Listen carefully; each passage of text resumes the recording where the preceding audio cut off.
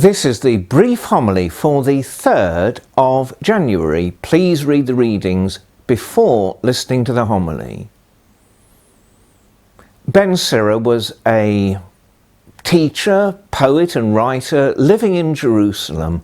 He was a well-travelled man. He could read and write Greek.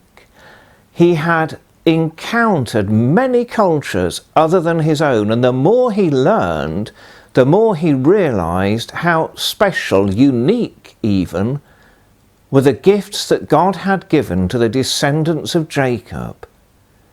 When he learned of countries where laws permitted exploitation and gave a mandate to cruelty, where he learned of religious practices where people sacrificed children or were forced to worship the ruler of their country as if that ruler was a god, the more he became grateful and awestruck that God had revealed the truth about God to Jacob's descendants, that they were blessed with a law that protected the vulnerable, religious practices that helped them maintain a right relationship with God.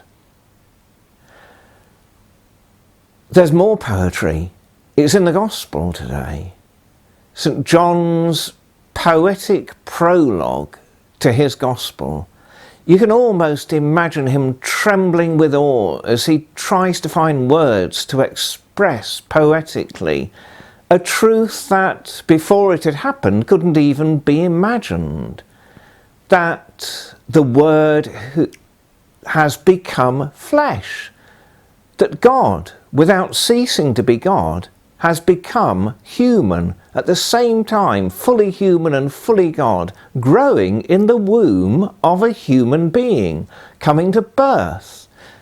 His death and resurrection, his ascension, his sending of the Holy Spirit, all that will follow.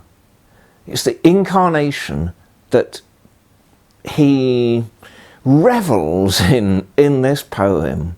But look at the change in perspective. He doesn't say the Word was the light that enlightens the descendants of Jacob. No, that enlightens everyone. He now understood that because of Jesus, that ability to be enlightened by God, to achieve by God's gift a divine wisdom, wasn't now restricted to one people of one ancestry.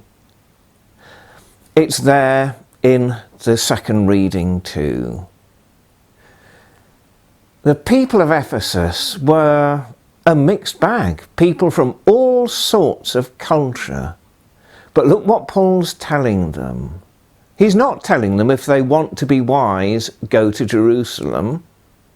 He's telling them the gift of God's wisdom through the Spirit can be theirs. He's praying for that gift for them.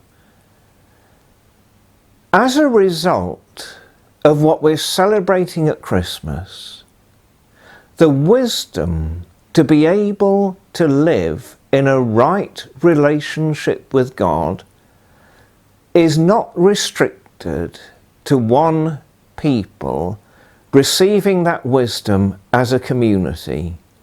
Now it's available to any individual, and they receive it by choosing to accept Jesus Christ, and are given the power, even if they live amid a culture whose laws and ways of life are not in keeping with the gospel, given the power, even in that environment, to know and do the will of God.